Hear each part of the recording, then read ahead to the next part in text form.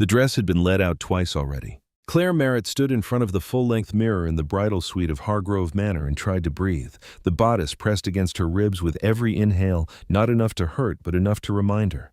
Enough to make her think about the appointment she had kept 3 months ago at a clinic on the north side of Boston, the sterile room, the paper gown, the decision she had made at 2 in the morning after her closest friend sent a photo of her newborn with the caption, "Number 3, and Claire had sat alone in her kitchen, realizing she had been waiting for a life that was not going to arrive on its own. 11 weeks. The baby was the size of a lime now. She had read that in an app she kept hidden in a folder on her phone labeled Utilities. No one knew. Not her mother, who was downstairs arranging last-minute flowers and crying into a handkerchief. Not her maid of honor, Jessica, who was refilling champagne glasses and pretending the morning was perfect. And not Garrett Alcott, who was standing at the altar at this exact moment in a charcoal suit his mother had picked out, holding his hands in front of him the way he always did when he was nervous, steady and controlled and entirely predictable. Claire had known Garrett for 4 years. She had agreed to marry him 14 months ago on a rooftop in Cambridge, while the city spread out below them, and he gave a speech so carefully constructed she had recognized it as the kind of thing a good man says when he has decided it is time. She had said yes because he was kind, because he was reliable, because standing there at 28 with a career she had built from nothing and no clear idea of what came next, yes had felt like the only reasonable answer to a question she had not known how to ask differently. She did not love him the way she had once believed love was supposed to work. She had told herself that was fine, that the sharp, unsteady feeling she associated with love was just youth, just inexperience, just something you outgrew when you became a person with responsibilities and a mortgage and a veterinary practice with 14 staff members who depended on you to show up. She had told herself a lot of things in the past 14 months. Jessica appeared in the mirror behind her champagne flute. Smile wide and warm and slightly desperate, the way smiles get at weddings when everyone is trying very hard to feel what they are supposed to feel. "You look incredible," she said. Claire looked at the woman in the mirror, white lace cathedral veil bouquet of ivory peonies and eucalyptus that Garrett had chosen because he had read somewhere that eucalyptus was trending. She looked like a photograph of a wedding. She looked like an idea of a bride rather than an actual woman who had spent the last 3 months hiding a pregnancy, a secret, and a growing certainty that she was about to make a permanent mistake. "I'm nervous," Claire said. The lie came easily. She had been practicing it for weeks. 15 minutes someone called from the hallway. Her mother swept in, then already undone arms open perfume preceding her by several steps. The same scent she had worn for 30 years. Something about it made Claire's chest ache in a way she could not entirely explain. They moved downstairs in a procession of silk and good intentions. The chapel at Hargrove Manor was at the end of a long corridor lined with cream roses and candles burning in glass votives. Claire could hear the string quartet through the walls. She could hear the low murmur of 200 guests settling into their seats. She could feel her father's arm under her hand warm and solid, and she thought distantly that she should feel something larger than what she was feeling. She thought she should feel certain. Her father leaned close as they reached the chapel doors. "You sure about this, sweetheart?" It was the first time anyone had asked. She opened her mouth, and that was when the first shot cracked through the air. The sound was wrong in the way that sounds are wrong when your brain refuses to process what it is actually hearing. Too sharp, too close. For one suspended second, Claire thought champagne cork, thought car outside, thought anything except what it was. Then someone screamed. Then 3 more shots in rapid sequence, and the string quartet stopped mid-phrase and the screaming became a wave. Her father went rigid. What in the hell? Claire stood in the doorway of the chapel and saw 3 men in dark suits moving through the side entrance with weapons drawn and visible, not concealed, not threatened, simply present and pointing at the crowd the way weapons do when the people holding them have done this before and feel no particular need to explain themselves. One of them fired into the vaulted ceiling and plaster fell like snow, and 200 people dropped to the floor or scrambled for exits in a chaos of overturned chairs and abandoned programs, and one woman near the front shrieking the same word over and over in a register that cut through everything else. Garrett was at the altar. She could see him from the doorway, his face the color of old paper, his hands no longer folded in front of him, his entire body arrested in a posture of absolute incomprehension. Her father pulled at her arm. "Come on. We have to go back." But Claire could not move. She was standing in the doorway of her own wedding, watching it come apart, and her legs had simply declined to participate in any plan that required movement. The man came from behind. She did not hear him, did not see him until his hand was already closed around her wrist, and something cold and hard pressed against the base of her spine, and his voice arrived at her ear in a register so calm it was more frightening than any of the screaming. "Don't make a sound. Don't pull away. Walk with me right now." Her father spun. His face went from white to red in under a second. The man moved the weapon just slightly, not at her father, just visible, just enough. Her father went still. Claire turned her head by degrees the way you move when you are trying to see something without acknowledging that you are seeing it, and she got her first real look at the man holding her. Dark hair cut short, a jaw that looked like it had been broken once and reset, eyes that were not cold but contained the stillness that belongs to people who have spent a long time in situations where stillness was the difference between alive and not. He was looking at her the way you look at something you have been studying for a long time from a safe distance and are now finally standing next to. She did not know him.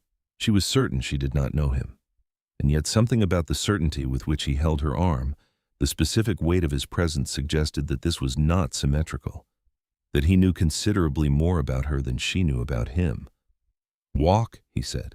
"Now." Her legs moved. She was not entirely sure how. He took her through the side corridor, away from the chaos of the chapel, away from her father calling after them, away from the sound of 200 people trying to escape through insufficient exits. They hit an exterior door at a controlled pace, not running, which was somehow worse than running. And then they were outside in October sunlight that felt grotesquely cheerful, and a black SUV was idling at the service entrance with the rear door already open. "Get in." "No." He lifted her. Not roughly, but completely, the way you move something that needs to be moved when there is no time for negotiation. She was in the back seat before she had fully registered that her feet had left the ground. She lunged for the far door, locked, child safety engaged. He was already inside and the vehicle was moving before either door had properly closed. She twisted to look through the rear window. The front of Hargrove Manor was pandemonium, guests on the lawn, security running toward the building, and there, standing at the main entrance with his phone pressed to his ear, Garrett, looking after the vehicle with an expression she had never seen on his face before. Something cracked open and unguarded and completely lost. The SUV turned a corner, and he was gone. She spun back. "Who are you?" It was not quite a question. Her voice had gone somewhere flat and strange, a register she did not recognize as her own. "Roman Hale." The man was looking at his phone with the focused attention of someone completing a task. "Before you ask, no, I'm not letting you go. You just..." There were guns. People were screaming. Those men were a distraction. Roman glanced up, met her eyes briefly, looked back at his phone. Controlled chaos. Nobody was going to get hurt. "You had guns inside my wedding." "I had 3 men inside your wedding making enough noise to get you out of that building before the people who actually want you dead had a chance to act." The SUV accelerated.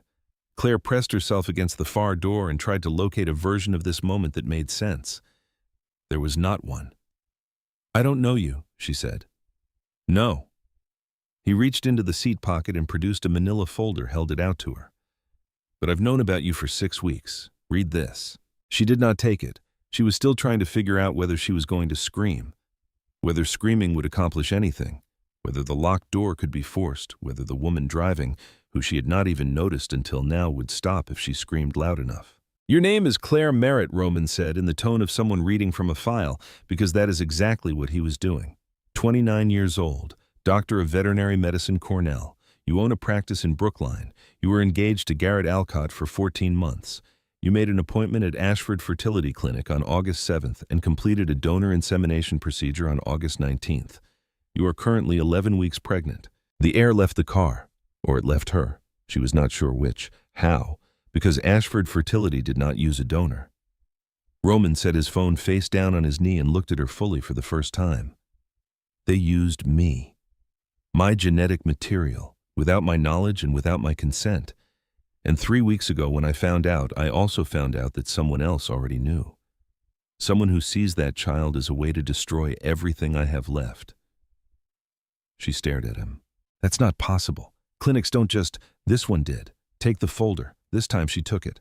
The first page was a lab report, genetic screening results. Two names in the header: Claire Annette Merritt, Roman James Hale, match probability across 17 genetic markers, 99.97%. Her hands were not entirely steady as she turned to the second page. Medical authorization documents from Ashford Fertility signed by the clinic director Dr. Philip Crane, with a notation in the margin she had to read 3 times before she fully understood it. Approved per VS directive. Client profile matches selection criteria. VS, she looked up. Who is VS? Victor Strand.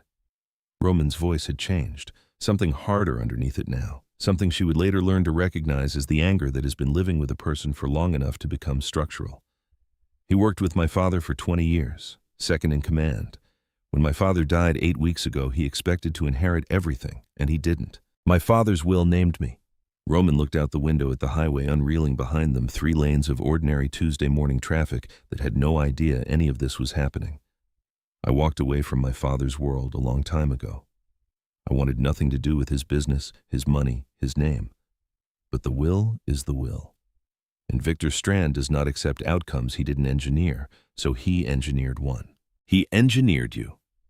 Roman turned back to her. He needed a biological heir, someone with Hale blood that he could control from birth, someone with legal standing to challenge the will to provide the inheritance claim he couldn't manufacture any other way.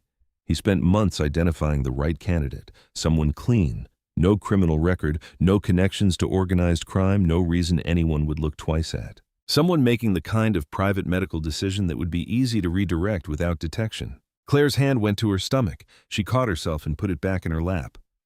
I was just a profile, she said. You were a profile, Roman confirmed. Until you became a person, I needed to get out of a building before Victor's people put a bullet in you and took what they actually needed. His voice was flat, and she understood that this was not coldness. This was precision. This was a man being very careful not to let himself feel the full weight of what he was saying, because feeling it fully would make him less useful to her in this moment. The SUV swerved hard. Claire grabbed the door handle by reflex. Roman was already turning, already moving his hand on a weapon she had not seen him draw. Through the rear window, a dark sedan had appeared 2 car lengths back, threading through traffic with the purposeful speed of a vehicle that is not trying to get somewhere. It is trying to get to you. That's not mine, Roman said. And the way he said it answered the question she had not yet asked. The driver, the gray-haired woman she had barely registered, floored the accelerator, and the SUV lurched forward, and the city became a blur of steel and glass and horn, and the sedan stayed with them, gained on them, and Roman said, "Get down," in a voice that did not leave room for argument, and Claire got down. The rear window exploded. Glass everywhere. The sound of it was enormous and immediate and wrong in a way that registered somewhere below, thought somewhere in the body, and Claire pressed herself flat against the rear seat floor with her hands over her head and listened to Roman firing back through the open window and the driver taking corners at speeds that tilted the vehicle in her own breathing, which was all she could actually control. It lasted 10 seconds. It lasted forever. And then the driver said clear, and the gunfire stopped, and there was just the sound of the engine and the wind through the broken window and Claire on the floor of an SUV in her wedding dress, covered in glass that caught the light like scattered diamonds. Roman reached down and helped her up. His hands moved over her, quickly checking the way a medic moves, efficient and impersonal. "You're not hit." She did not answer immediately. She was looking at the folder in her lap, which she had not let go of. She was looking at her name next to his on a lab report that should not exist. She was looking at the bullet holes in the rear window of the car she was sitting in, and feeling with a clarity that surprised her that the life she had been living 3 hours ago was not going to be waiting for her when this was over. "What happens now?" she said. "Now we get somewhere safe." Roman was checking his weapon, reloading with the focus of someone for whom this is not an unusual Tuesday. "Now I explain the rest. There's more. There's considerably more." The safe house was 40 minutes outside Boston, down roads that switched back on themselves through dense Massachusetts forest, until Claire had entirely lost track of direction. The property looked like a farmhouse from the outside. Inside it was something else. Monitors, maps, a kitchen table covered in printed communications and satellite images. 2 people waiting.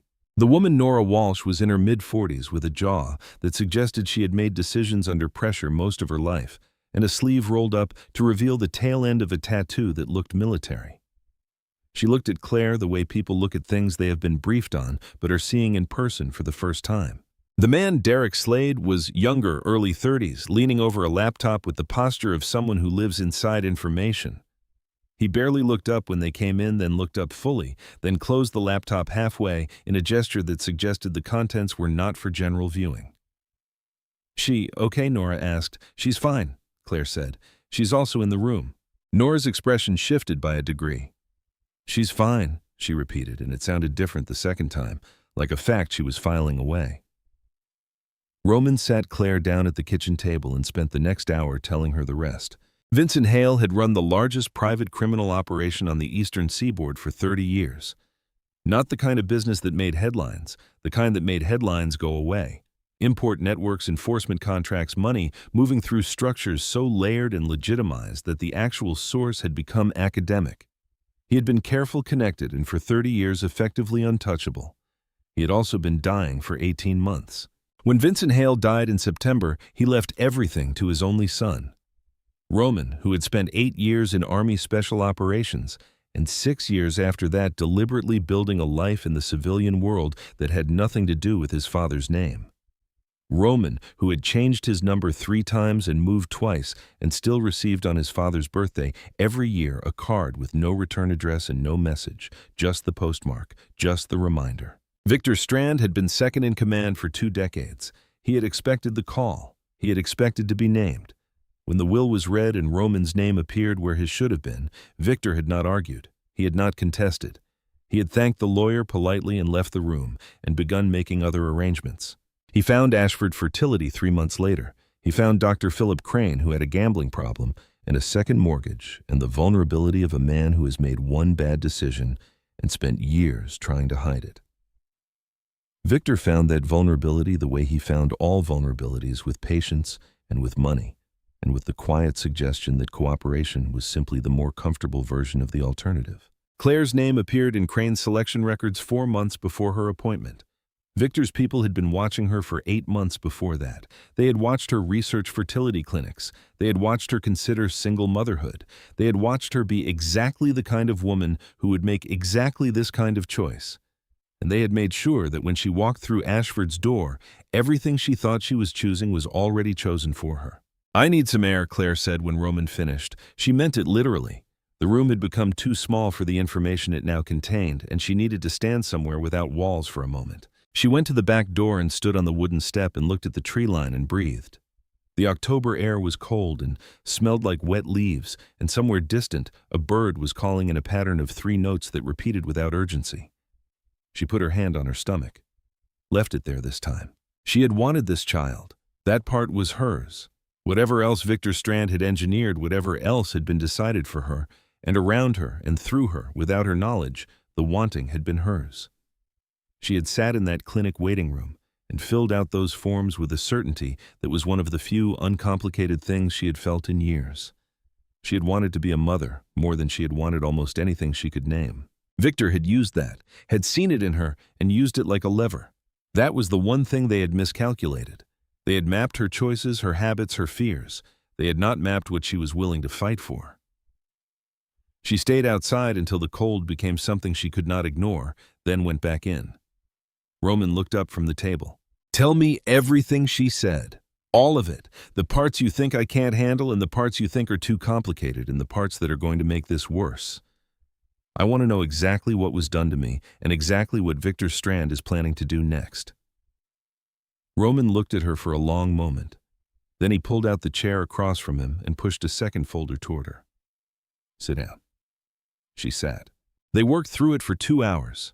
Victor's network, his known associates, the shell company that owned Ashford Fertility under 3 layers of corporate structure, the communications Derek had pulled from the clinic's servers showing the timeline of Claire's selection and the precise instructions Crane had received about her treatment. There were photographs. One was of Claire leaving the clinic in August, taken from across the street with a long lens. Another was of Roman younger, in uniform, a caption she read once and did not read again. On the 3rd day, something settled in Claire that she could not entirely name. Not comfort, not acceptance. Something more functional than either. She had stopped waiting to wake up from this. She had started paying attention instead.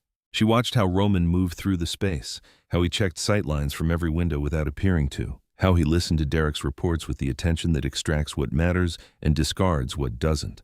How he brought her food without being asked and left it near her without comment, which was somehow more considerate than making a production of it. She also watched what he could not hide. The way he stopped just for a fraction of a second whenever the baby came up in conversation. The way his hands stilled on whatever he was holding.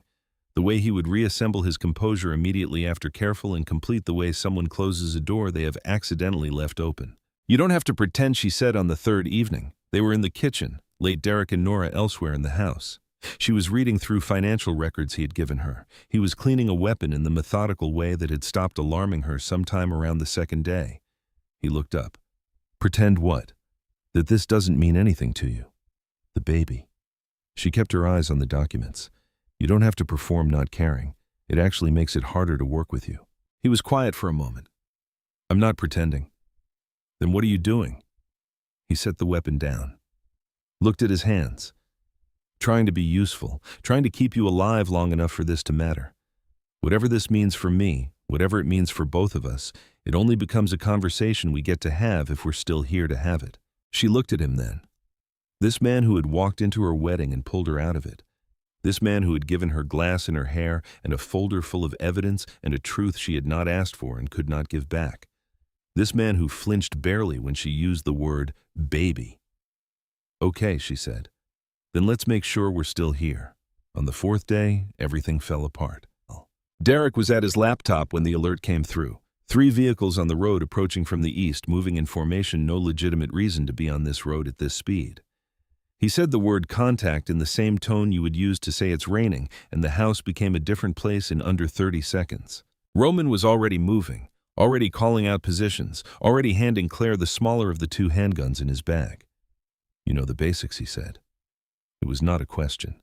She had grown up in rural New Hampshire. She knew enough.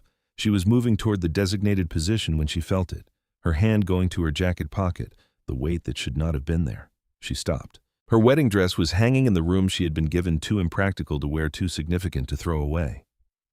But her jacket, the small quilted jacket she had grabbed in the chaos of leaving, had come from her bag. The bag that had been with her at Hargrove Manor. The bag that had contained, tucked into the inner zip pocket, her personal phone. Her actual phone. The one she had silenced for the ceremony and forgotten entirely in the hours of running and hiding and learning things she could not unknow. She pulled it out. Still on. Battery at 14%. Signal showing 4 bars. 4 days. It had been transmitting for 4 days. Roman appeared in the hallway. "Claire, we need to move right now." She held up the phone. He went completely still. "I found it in my jacket," she said. "I didn't know it was there. I didn't know." She looked at the phone in her hand and thought about everything she could do with it in this moment. She could call Garrett. She could call her mother. She could call 911 and say her name and her location, and someone would come and get her out of this house and this situation and this story she had not written and did not know how to finish. She could walk away from Roman Hale and Victor Strand and everything in that folder and try to find some version of ordinary life on the other side. She turned the phone off. She held it out to him. His expression changed. Something moved across it that she had not seen there before. It was not gratitude exactly. It was closer to recognition. Like something he had suspected about her had just been confirmed. "You could have used that," he said. "I know." He took the phone. They moved. They were in the vehicles within 8 minutes, taking the back road through the trees, Derek's equipment packed and running. Behind them, through the rear window, Claire watched headlights sweep across the front of the safe house they had just left. 3 vehicles, moving in formation, no legitimate reason to be here. She faced forward. Whatever she had been before today was still back there somewhere in that bridal suite, with the too tight dress and the eucalyptus bouquet and the careful life she had assembled from the right pieces in the right order. It was still there. She had just chosen not to go back for it.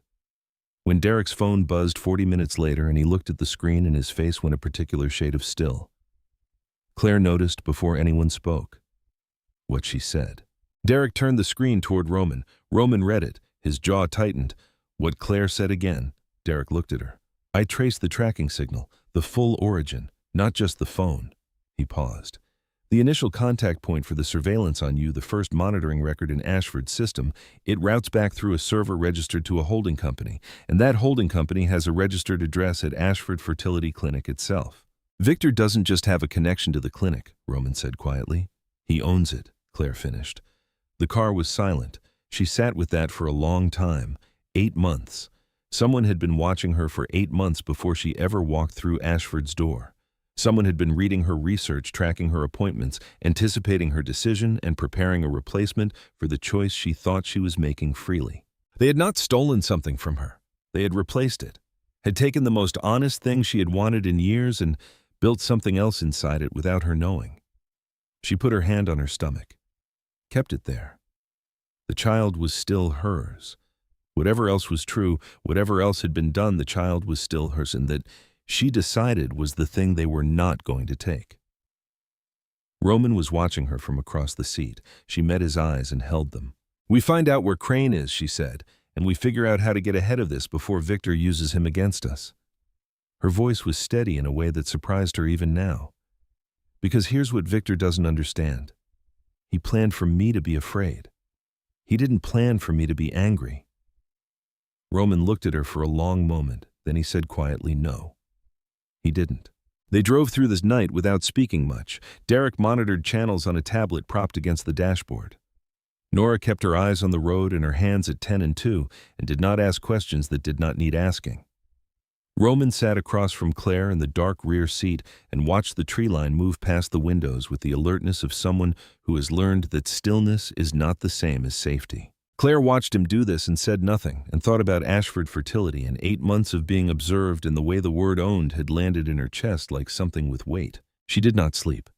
She was not sure she would sleep easily again for a long time. The motel Derek found was 40 miles southwest of Boston, the kind of place that took cash and did not ask for identification, and had a parking lot with enough exits that Roman walked it twice before he let anyone go inside. 2 rooms connecting door left open. Nora swept both for devices before she unpacked anything. The carpet was patterned in a way that had probably been cheerful in 1987, and the heating unit under the window made a sound like someone clearing their throat every 4 minutes. But the walls were solid, and the sight lines from the front window covered the full parking lot, and Roman said it would do for now. Claire changed out of the clothes she had been wearing for 2 days, pulled on the jeans and gray sweatshirt Nora had packed from a supply bag without being asked, and sat on the edge of the bed and finally let herself be still. Victor Strand had put a price on her head. Derek told them over the folding table he had set up as a workstation, his voice carrying the flatness of someone delivering information that would be significantly worse if delivered with feeling. $500,000, circulated through 3 private networks in the past 6 hours. Every independent contractor on the eastern seaboard with the right connections would have it by morning. The bounty specified alive, which Roman said was the only piece of good news in the sentence, because it meant Victor still needed her intact. For now, Nora said, and nobody argued with the qualification. Claire thought about what $500,000 meant in practical terms. It meant this was not going to end with Victor running out of options. It meant there were people she would never see coming who were already calculating routes and contingencies, who saw her not as a person but as a figure with a dollar value attached. It meant the radius of danger had expanded well beyond Victor's direct organization and into something considerably less predictable. She thought about this with a calm that would have frightened her a week ago. She was becoming someone she did not entirely recognize yet. She suspected that was not entirely a bad thing. The attack came before dawn. Derek's perimeter alert triggered at 4:40 in the morning, a motion sensor he had placed at the lot entrance, registering 2 vehicles moving in without headlights. He was at Roman's door in seconds. Roman was already awake. Claire in the connecting room heard the knock and was on her feet before Derek finished the first sentence. 3 of them coming from the lot. Roman was pulling on his jacket, checking his weapon with the practiced economy of someone who has done this long enough that the body handles it without consultation from the mind. "Claire, you take the bathroom, same as we discussed." She had not been aware they had discussed it, but she understood what he meant. He had walked her through it 2 days ago in the farmhouse almost casually, the way you cover a contingency you hope not to use. She went to the bathroom, locked the door, sat on the edge of the tub. He had given her the smaller handgun before she crossed the threshold. She held it with both hands and focused on her breathing the way he had told her to and listened. The sounds came fast, the motel room door giving way. Roman and Nora moving controlled bursts of gunfire, the rhythm of a firefight between people who know what they are doing. Something heavy hitting the floor. A second impact. And then footsteps heavier and less coordinated than Roman's moving across the main room toward the bathroom. The door handle turned, held, turned again with more force. Claire stood up from the tub, positioned herself the way Roman had shown her. Weight distributed, arms extended, the gun pointed at the center of the door. The door came off the frame with the second kick. The man in the doorway was large and moved like someone who had stopped expecting resistance some time ago. His eyes found her, and his weapon was coming up, and she fired. She missed. The shot went wide and took a piece of the door frame, and the noise of it in the confined tile space was enormous and physical, something she felt in her teeth and her sternum. The man flinched backward by reflex, and she fired again, and this time it connected shoulder right side, and he stumbled and grabbed the doorframe with his free hand, and his weapon discharged into the ceiling. Roman was through the door before the man finished falling. 2 precise movements, and the threat was removed, and the man was on the bathroom floor, breathing in the shallow, rapid way of someone in significant pain, but not in immediate danger of dying from it. Roman looked at Claire. She was still holding the gun in both hands. Arms still extended, the position she had locked into when she pulled the trigger the first time. "You're clear," he said. She lowered her arms. Her hands were shaking. The rest of her was not. "I missed the first shot," she said. "You hit the second one." He took the gun from her carefully. "That's what matters." She looked at the man on the floor and felt something complicated move through her that she did not have words for yet, and filed away to examine later when there was time for that kind of thing. Nora appeared in the doorway, a cut across her forearm, already clotting, her expression unchanged. "We need to go. Now. More will come." They left in under 4 minutes. The motel went up behind them gas line and a secondary charge Derek had rigged to the room's electrical panel. "Standard erasure protocol," he said, without elaborating on when or where he had learned what standard erasure protocol meant. Claire watched the flames in the side mirror until the road curved and took them away. She didn't say anything about the fire. She didn't say anything for a long time. The next safe location was a cabin 2 hours northwest state forest land. No neighbors within 4 miles, accessed by a dirt road that branched twice and was not on any navigation system, Derek checked. Roman had held the address for months, he said. An insurance policy against exactly this kind of cascading failure. Nobody knew it except him. Nobody, Nora said, which was a different statement than it sounded. Nobody, Roman confirmed, and the word sat between them with a weight that Claire filed away and did not press on. Inside the cabin was sparse but functional. A wood stove, a kitchen with canned goods, a long table. Derek immediately converted into a workstation. 2 small bedrooms.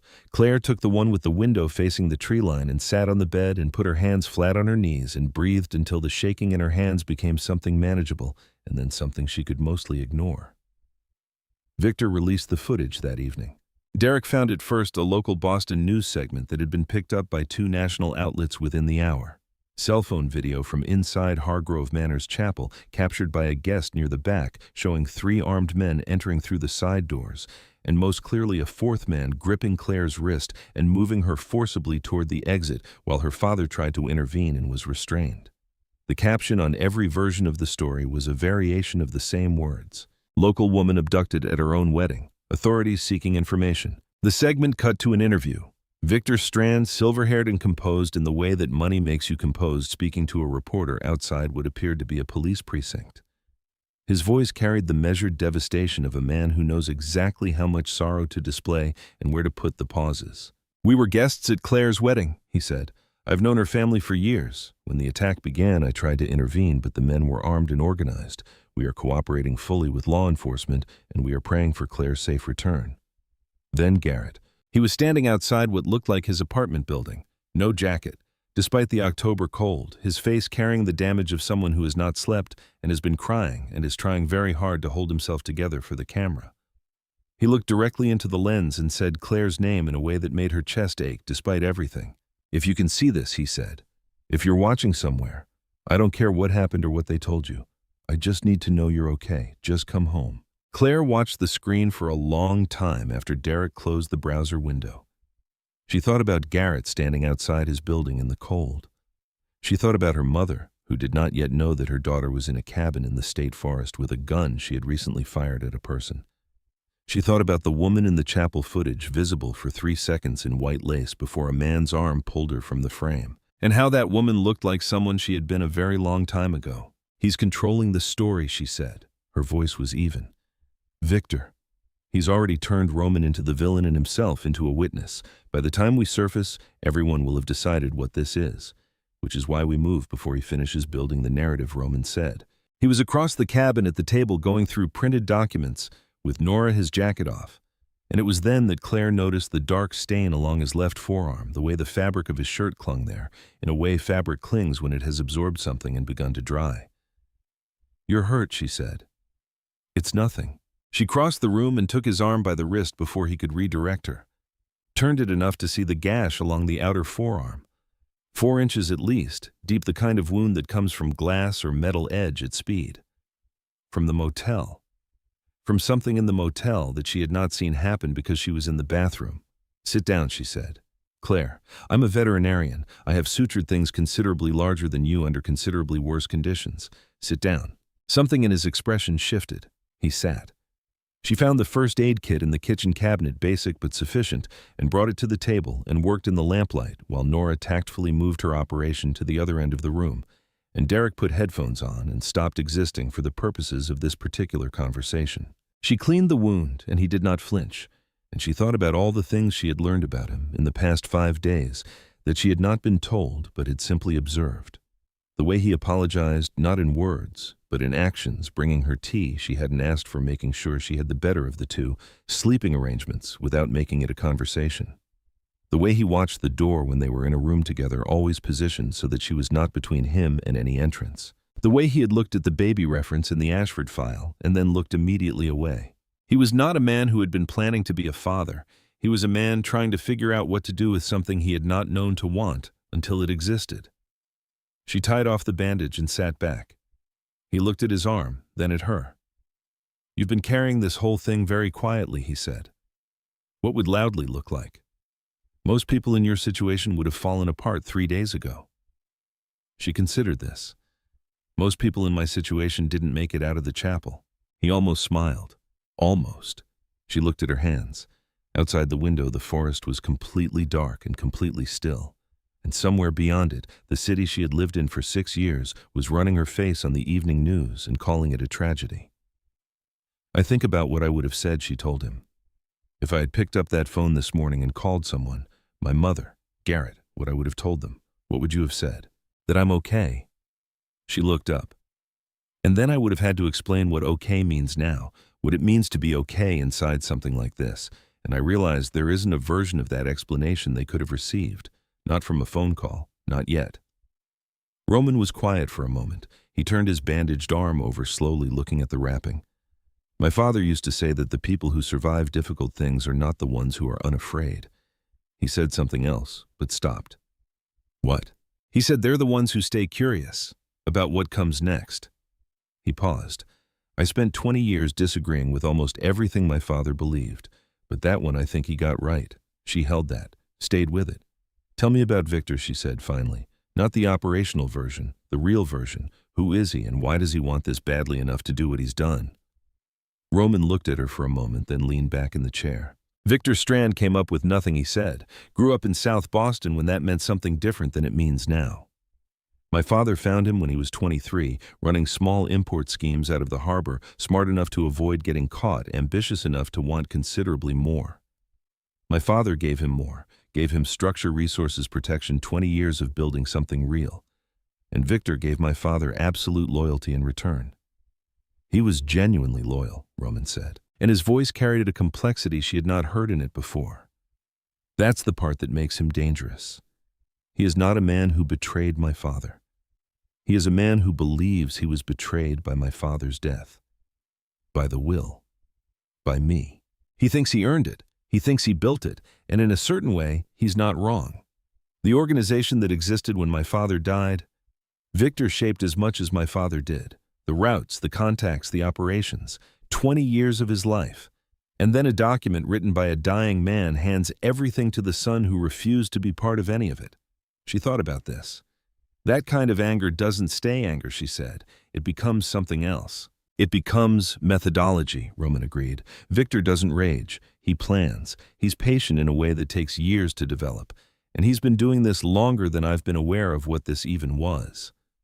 Derek pulled his headphones off. He had the expression of someone who has found a thing he was not expecting to find and is deciding how to present it. "I've got the full trace," he said. Roman looked up. "The command chain for the surveillance on Claire. All the authorization documents from Ashford. I ran it back as far as the server logs go. He turned the laptop so both of them could see. Victor doesn't just have a financial stake in the clinic. The holding company that owns Ashford Fertility is registered to a parent corporation, and that parent corporation is registered at the same address as Vincent Hale's primary legitimate business entity. Roman went very still. My father's company, he said. Derek nodded.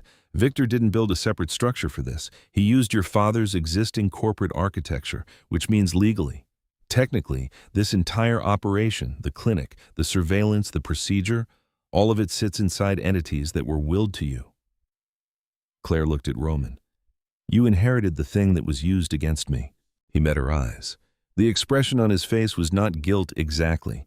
It was heavier than guilt and less defined, the look of a man confronting the particular cruelty of a situation that has no clean angles. Which means Nora said from across the room that Victor has been operating inside Roman's inherited estate this whole time, using Roman's own assets to fund the operation designed to undermine him. It also means Derek said carefully that Crane has been filing records inside those corporate structures, which means there is documentation.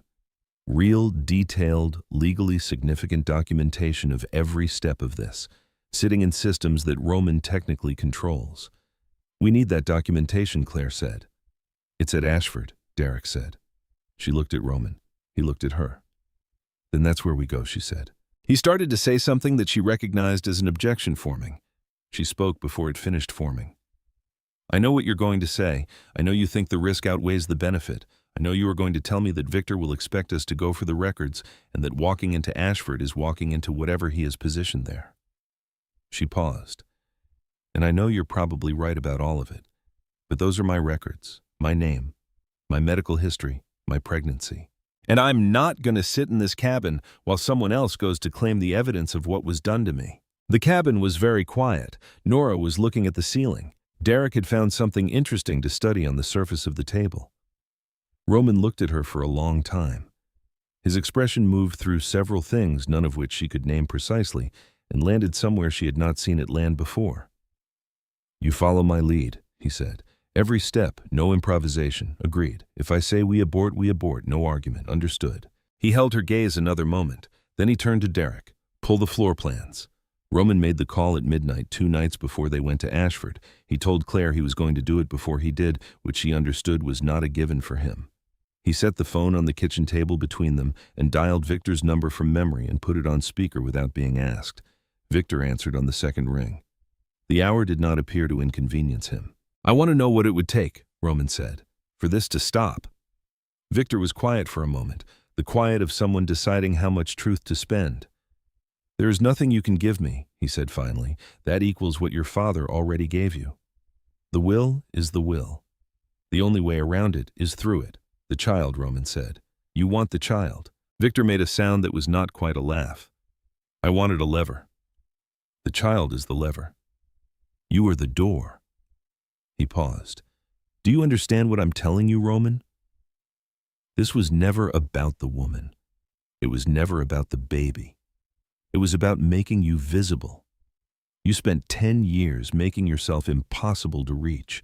I needed something you would come out for, something you would make mistakes for.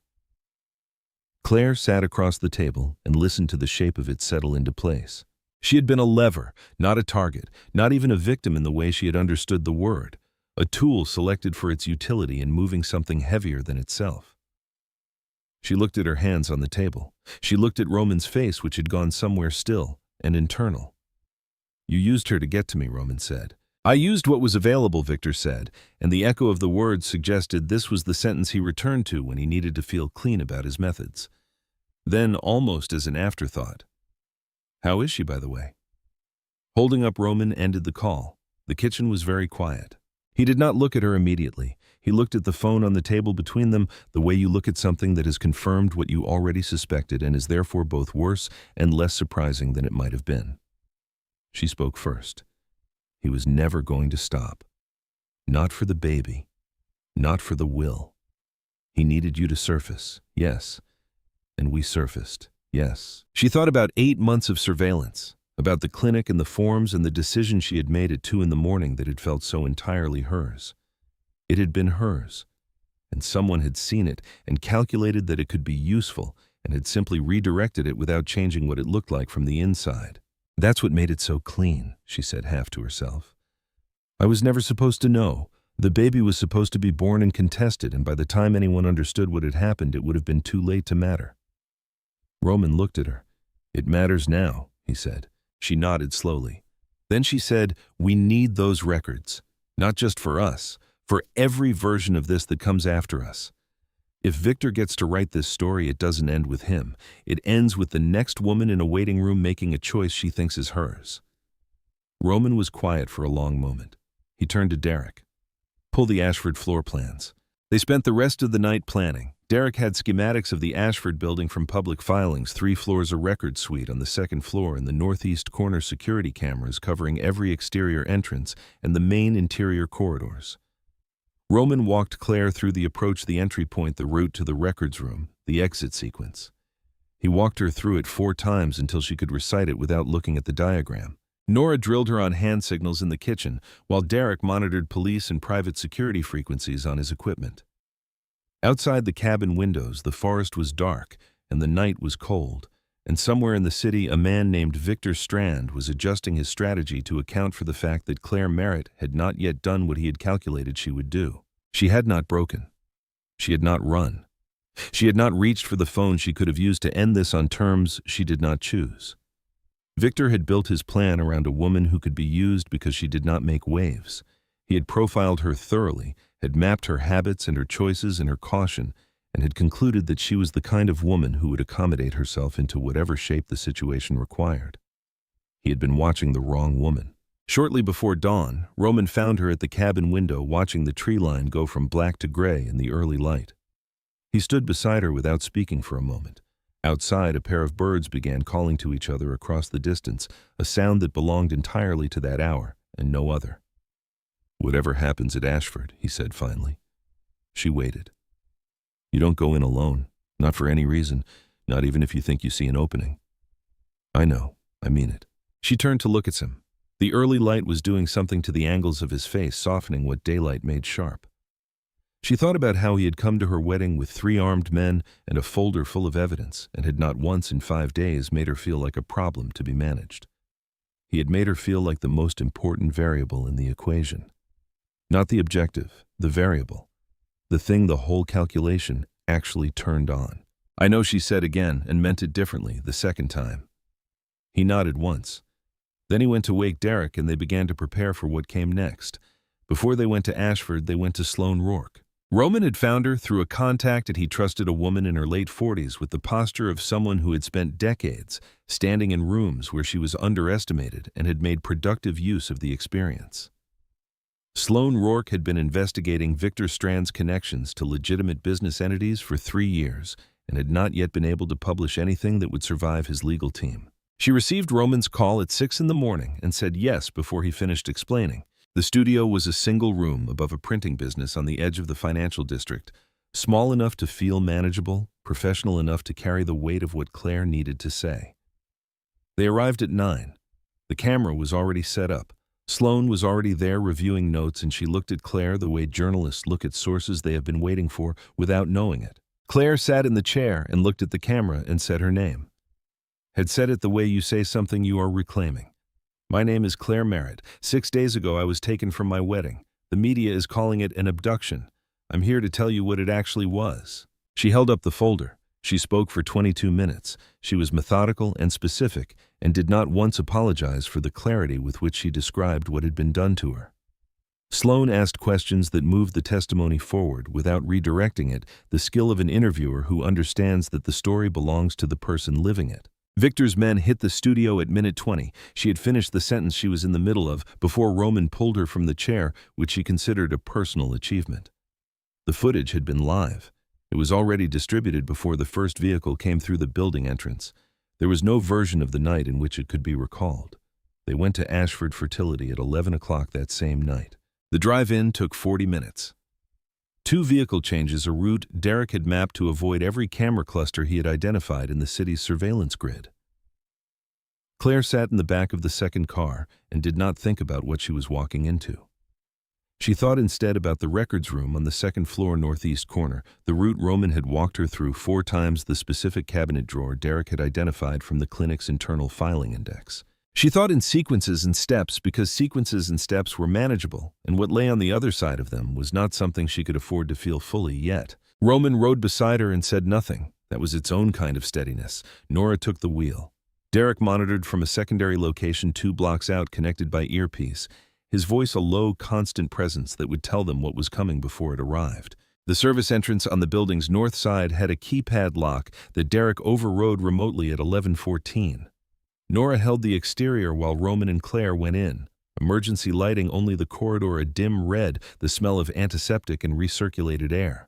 Claire had been in this building twice before. She had sat in the waiting room and filled out forms and believed she was making a free choice in a clean place with clean intentions. Walking through it now in the dark, she thought about how thoroughly a place could be something other than what it appeared to be. Second floor, northeast corridor. The records room door had a secondary lock that Roman handled with a tool from his jacket that she did not ask about. Inside, rows of filing cabinets in a space that smelled like paper and old metal, pre-digital. Physical records, which Derek had said was exactly the kind of system a man like Victor would prefer for the things he most needed to control. She found her file in under 2 minutes, her name on the tab in the third drawer, a folder thicker than it should have been for a single patient. Inside her intake, forms her medical history, her treatment records, and behind them, paper clipped to the back documents that had no business being in a patient file. A corporate authorization memo with Victor Strand's initials, a genetic profile that included Roman's name. A communication chain between Crane and a project coordinator she did not recognize discussing her suitability and timeline, and something referred to as the delivery window, which was not a medical term. She stood in the dark records room and read the evidence of her own engineering and felt something move through her that contained elements of grief and rage and was larger than either. She had been selected, prepared, monitored. The most private decision she had made in years had been anticipated and redirected, and she had walked into it believing she was the only person in the room who knew what she wanted. She put everything in the bag Roman had given her, every page. The lights came on. Not emergency lighting, full overhead fluorescence, sudden and total, and Victor Strand was standing in the doorway with 6 men behind him and an expression of mild disappointment that was more frightening than anger would have been. "Well," he said, "I'd hoped you'd be smarter than this." Roman's weapon was up before Victor finished the sentence. 6 weapons came up in response, distributed across the doorway and the corridor beyond, angles that made the arithmetic of the situation immediately clear. Claire stood with the bag against her chest and did not move. Victor stepped into the room with the unhurried confidence of a man who has been in every version of this conversation and knows how they end. He was older up close than he appeared on television. The silver hair and the expensive suit and the composed face were all present, but the eyes were something the television did not capture: the acuity of a person who has spent decades locating what other people value and determining how to apply pressure to it. "I've been watching you for 8 months, Miss Merritt," he said. "I know how you think. I know what you're willing to risk and what you're not." He glanced at Roman with something that might have been genuine regret. I've known longer, and you keep making the same mistake." "What mistake is that?" Roman said. His voice was level. His weapon did not waver. "Letting what you care about become visible." Victor clasped his hands behind his back, the posture of a man who considers violence a tool used by people who have run out of better options. "Your father understood this.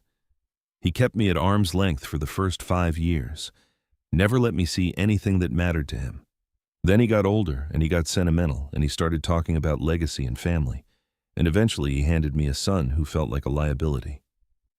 Victor looked at Claire. "And then I handed him a reason to come out of hiding." "You used her," Roman said. "I used what was available." Victor's tone remained pleasant. "That's not cruelty. That's efficiency." Claire spoke before she had decided to. "Your efficiency," she said, "has a name on it. My name, my file, my pregnancy. And everything you authorized is in this bag." Victor looked at her with the attention of someone recalibrating an estimate. "That documentation," he said, "will take my legal team approximately 4 days to contextualize in a way that makes you the architect of this arrangement rather than the subject of it. Dr. Crane has already provided a preliminary affidavit suggesting that the insemination was conducted at your specific request with full knowledge of the donor's identity." He paused. You are not the victim in the version of this story that my lawyers will tell. You are a woman who pursued a wealthy man's genetic material for reasons of financial interest and is now attempting to manufacture evidence of coercion to avoid the consequences. The room was very quiet. Claire felt the shape of it settle around her, the trap inside the trap. Victor had not simply anticipated them coming to Ashford. He had prepared for exactly this moment, the moment when she held the evidence in her hands and believed she had won something, and he had already built the structure that would invert it. Nora's voice came through the earpiece, barely audible. FBI is 40 seconds out. Someone called it in. Not us. Roman heard it too. She could tell by the micro-adjustment in his posture, the slight shift of weight that meant he was recalculating. Victor noticed. He had the eyes of a man who noticed everything. Whatever you just heard, he said, it doesn't change the mathematics of this room. Put the bag down. Tell your team to stand down. And we have a conversation about what an orderly resolution to this situation looks like. Claire looked at the 6 men in the doorway. She looked at Roman, who was still holding the weapon on Victor with the steadiness of someone who has made peace with the consequences of every available action.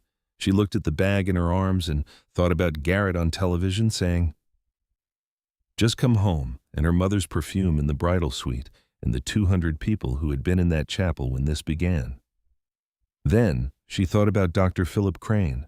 She had not met him as a person. She had exchanged paperwork with him, had sat across a desk from a man in a white coat who had explained the procedure in the careful language of medical professionals, and had looked at her with something she had interpreted as professional compassion and had apparently been something else entirely. A man with a gambling debt and a second mortgage and a years-long arrangement with Victor Strand that had required him to use her body as an instrument without her knowledge or consent. A man who was currently being held somewhere in this building as a contingency asset.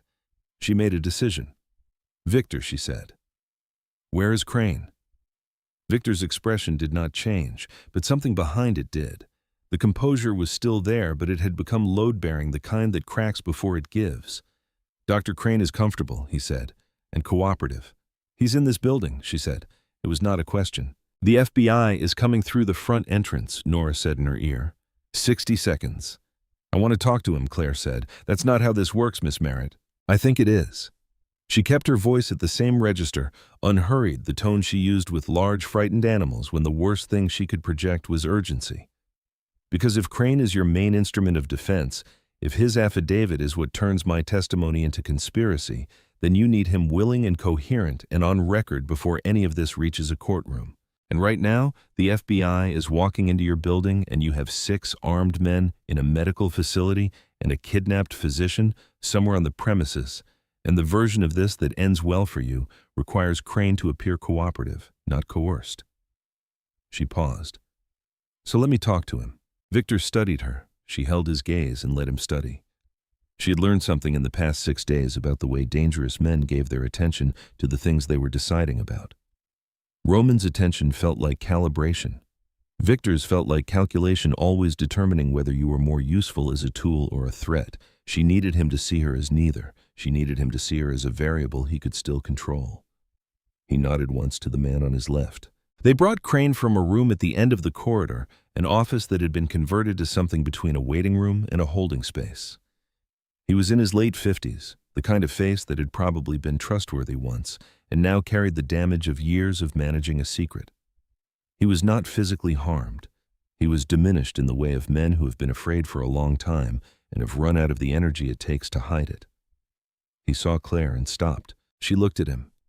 She had thought about what she would feel in this moment. She had expected anger, had expected to have to suppress it. What she felt instead was something closer to recognition. A man who had made one bad decision and had spent years being owned by it. A man who was standing in the place his choices had built and finding it considerably smaller than he had imagined. She walked toward him. Victor's men shifted. Roman tracked the movement. Nobody stopped her. She stopped 3 feet from Crane and looked at him the way she looked at patients who were in pain and did not know how to show it. Level and steady and without judgment in it, because judgment was not what was needed. You know what you did, she said. She kept her voice low, not quite private, but below the threshold of the room. You read my file. You read every form I filled out and every note from every consultation, and you made a decision about me based on someone else's interest. She waited. and I think you have known for a long time that it was wrong." Crane did not speak. He was looking at a point somewhere past her shoulder. "I'm not asking you to feel what you should feel about that right now," she said. "I'm asking you to look at where we are. This building is being surrounded. Everything Victor has built is coming down in the next 48 hours whether you participate or not. The only question is what your name is attached to when it does." She paused. "You still have a choice. It's a smaller choice than the one you had 8 months ago, but it's still a choice." Crane looked at her, really looked for what she suspected was the first time since she had walked into his office 8 months ago believing he was her doctor. Outside, distantly, she heard the sounds of a building being entered by people with authority and equipment. Victor spoke from behind her. "This is theater," he said, and his voice had changed underneath its pleasantness. Now the sound of a man who is beginning to perform composure rather than simply possessing it.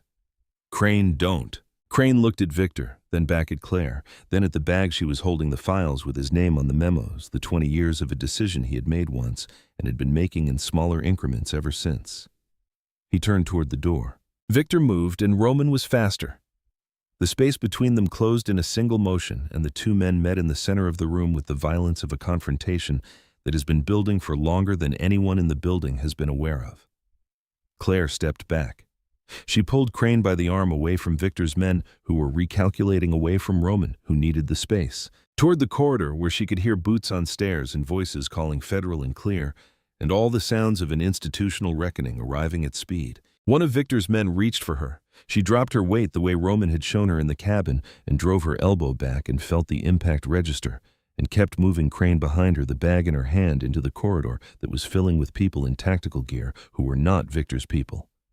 She said her name, said it clearly and immediately, and held up the bag. "Evidence, medical records. I'm Claire Merritt." The agent in front of her had the eyes of someone who has been briefed and is confirming a visual match. She could see the moment of recognition. Behind her in the records room, she heard Victor's voice reaching a register she had not heard from him before.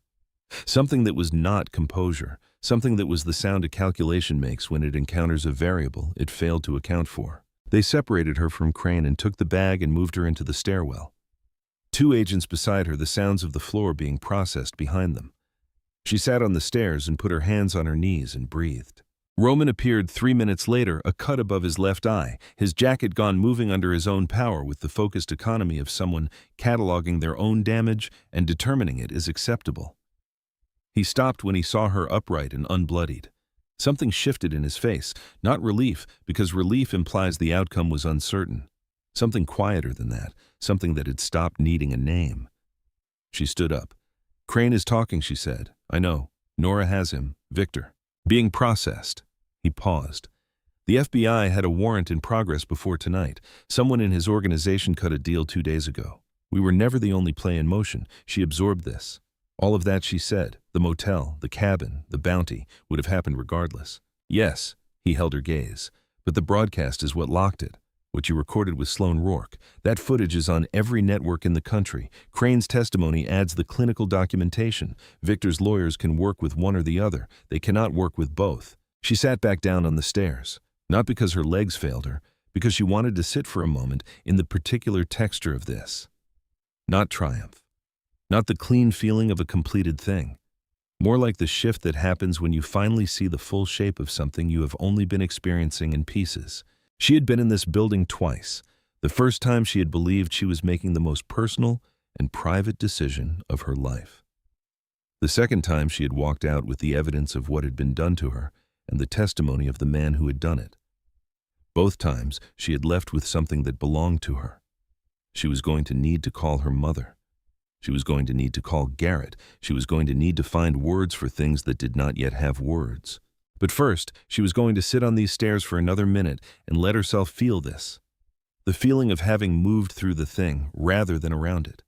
Of having been in the center of something terrible and having remained, despite everything, recognizably herself. More herself possibly than she had been before any of this started. The weeks that followed had the quality of a fever breaking. Slow at first, then all at once. Victor Strand was charged on 11 federal counts: racketeering, conspiracy, wire fraud, genetic manipulation facilitated through interstate commerce, a charge the prosecuting attorney noted had been used fewer than a dozen times in federal court. and which the media found compelling enough to lead with for 3 consecutive news cycles. His legal team was excellent and expensive, and the evidence was better. Philip Crane negotiated a cooperation agreement. His testimony was detailed, chronological, and corroborated at every point by the documentation Claire had taken from the records room. He described the selection process, the corporate authorization chain, the specific instructions he had received regarding her treatment. He described the moment he had understood that what he was participating in had moved beyond what he had originally agreed to, and the years he had spent telling himself it was too late to stop. He did not look at Claire during the portions of his testimony that involved her directly, which she thought was probably the closest he was capable of coming to acknowledging the specific gravity of what he had done. She watched the trial from the gallery on 3 separate days. She sat in the wooden bench seats and listened to the architecture of what had been built around her life, and felt with each session a gradual settling of something she had not known was unsettled. Not resolution. More like the shift that happens when you finally see the full shape of something you have only been experiencing from the inside. Victor was sentenced to 42 years. He did not look at her when the number was read. He had already retreated into whatever interior space allowed him to believe he was still the one controlling the terms. Sloane Rourke won an award for her coverage. She sent a bottle of wine and a card that said simply, "You told it right," and the rest followed. Roman sold his father's estate. Not immediately. It took 2 months of legal work and a process that Derek described as technically complex but operationally straightforward, which she had come to understand was his way of saying it was neither. The proceeds went into a foundation that Roman established with the help of a non-profit attorney Nora had worked with previously. The foundation supported legal and medical advocacy for victims of fertility fraud, a category of harm that existed in a regulatory gap most people were unaware of until it happened to them. He named it after nobody. He said naming things after people was the kind of gesture his father had made, and he was trying to build something that did not resemble his father's methods, even in the superficial ways. She had understood what he meant. Garrett called on a Thursday evening, 3 weeks after Victor's sentencing. She was at the kitchen table of the apartment she had moved back into, going through paperwork from her practice, which had continued operating in her absence under her associate Dr. Ellison, with a competence that she found both gratifying and slightly humbling. He sounded like himself. The damage she had seen on his face on the television broadcast had receded into something quieter, something a person carries rather than displays. "I just needed to hear your voice," he said, "to know you were okay, the real okay, not the news okay." "I'm okay," she said, "the real kind." He was quiet for a moment. Then he said, "I watched the broadcast 3 times. I didn't know you could do that. I didn't either. You looked like you'd always known." She thought about that. Maybe the knowing was always there, she said. "I just didn't have a situation that required it." He said he was seeing someone. He said it carefully, giving her space to receive it however she needed to. She told him she was glad and meant it, which surprised her slightly.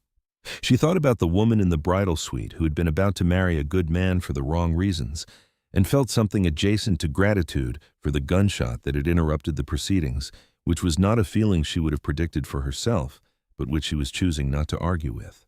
They said goodbye with the warmth of 2 people who had cared for each other in a limited way and were relieved to have escaped a much more permanent version of that limitation. Her mother required more. 3 conversations over 2 weeks before the shape of the new reality settled between them.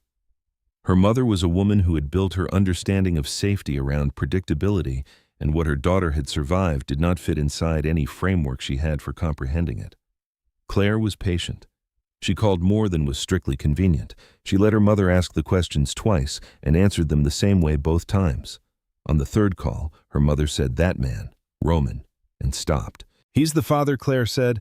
"We're figuring out what that means. Is he?" Her mother paused. "Good to you." Claire thought about the way he checked sightlines from every window, the way he had sat with her in the kitchen of the cabin and talked about his father until it was almost dawn, the way he had looked at her on the stairs of Ashford Fertility, the focus going out of his face when he saw she was unhurt, the expression beneath it that he had stopped trying to conceal somewhere around day 5. "Yes," she said, "he is." Roman was not, by his own admission, a man who had known how to be good to people in the ways that mattered most. He had learned certain kinds of care in the military, the kind that expressed itself as logistics and positioning, and staying between the people you were responsible for and the direction of incoming fire.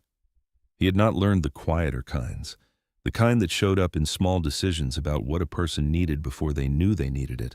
The kind that required paying attention not to threat assessment, but to another person's interior. He was learning. She watched him learn with the patience of someone who understood that the qualities she valued most in him, the steadiness, the precision, the refusal to offer comfort, that was not true, were the same qualities that made the softer things harder for him. He did not tell her things he was uncertain about. He did not perform emotions he was not sure he was having. When he said something personal and unguarded, she understood it was because he had decided it was true, not because it was what the moment seemed to call for. She found that more valuable than fluency would have been. The baby grew. There was no other way to say it. Whatever else the weeks were also this, the particular biological persistence of a life that had been begun in a clinic and had continued through a firefight and a high-speed chase and a records room and a federal investigation, and was now making its presence known in ways that required accommodations to her schedule and her wardrobe and her understanding of what her body was for. Roman went to every appointment. He sat in the chairs that were too small for him and read the informational materials with the focused attention he applied to floor plans and exit routes, and asked questions that were specific and practical, and occasionally revealed that he had been doing independent research, which the obstetrician appeared to find both unusual and encouraging. The morning they heard the heartbeat, he did not say anything. She looked over at him in the chair beside the exam table and saw something on his face that belonged to a category of experience that has no adequate language, because language is built after the fact, and some things happen too fast and too completely for words to catch up with. She reached over and put her hand on his arm. He covered her hand with his without looking away from the monitor. That was all. It was enough. Lily arrived on a Tuesday in late March, 3 weeks before her due date, announced by circumstances that required Roman to drive to the hospital with the focused intensity he brought to tactical operations, which Claire found both alarming and, in some irrational way, comforting. The labor was 14 hours. Roman stayed for all of it. He held her hand through the parts that required holding and was quiet through the parts that required quiet, and at one point said something that made the nurse laugh and Claire almost laugh, which she was not entirely prepared for, and which she decided afterward had been precisely the right thing. Lily was 6 pounds and 2 ounces and arrived with a thoroughness of opinion about the situation that the delivery team described as vigorous, and that Claire recognized immediately as a characteristic she was going to have to make peace with. Roman held her for the first time with the careful deliberateness of someone who has decided that this is the most important thing he has done and is not going to do it wrong. He held her and looked at her, and Claire watched his face and thought about the man who had walked into her wedding with a gun and a folder full of evidence, and the stubborn conviction that she was not going to die in a building because someone else had decided to use her life as a mechanism. She thought about all of it, the chapel and the SUV and the broken window and the cabin and the stairwell and crane, turning away from Victor and towards something more difficult and more necessary. She thought about who she had been at the start of that week and who she was now. She thought they were the same person. She thought the week had not created something new in her, so much as it had made visible what had always been there, present and patient, and waiting for the kind of situation that required it. She had not become a different person. She had become a more complete version of the same one. Roman looked up from Lily. He looked at Claire with an expression that was entirely unguarded, entirely present, entirely without the careful calibration she had watched him maintain for 6 days, across circumstances that would have broken the calibration of most people. "I need to say something," he said. She waited. "I'm not good at this, the version of this that other people seem to find straightforward." He looked back at Lily, then at Claire again. "But I've been certain about very few things in my life, and I am certain about this, about you, about what I want this to be." She held his gaze. "I love you," he said. It came out the way true things come out when a person has been thinking them for a long time and has finally determined that the moment is real enough to say them in. Plainly, without staging, just the words themselves offered to the specific person they were meant for. "I know," she said, and then because it was true and because he deserved to hear it, "I love you too." Lily made a sound of commentary. They both looked at her. "She is not going to be easy," Roman said. "No?" Claire agreed. "She isn't." She watched him shift his daughter in his arms, adjusting, finding the right hold with the methodical attention he brought to everything that mattered to him. Outside the hospital window, Boston was doing what Boston does in late March. The light coming back by degrees, the city moving through the end of something long and cold toward whatever came after it. She had not planned any of this, not the pregnancy, and certainly not the man holding her daughter, and not the particular shape of the life that was assembling itself around her out of pieces she would never have chosen individually, but which fit together in the end into something real. She had chosen it. That was the thing she kept returning to, not the circumstances, not the starting conditions, but every decision made inside them, every moment when there had been another available option, and she had looked at it and looked at what she actually wanted and chosen this instead. Victor Strand had spent 8 months watching a woman he believed could be used because she accommodated herself into whatever shape the situation required. He had been thorough, and he had been patient, and he had been completely wrong about what he was looking at. What was left of that October morning after the gunshot and the SUV and the glass and the days of running and the moment she had stood in front of a camera and said her name like she was reclaiming it was a woman who knew exactly what she wanted and had chosen it with open eyes. She looked at Roman and at Lily and at the March light coming through the window and thought, this is mine. All of it, difficult and imperfect and entirely irrevocably mine. That made all the difference.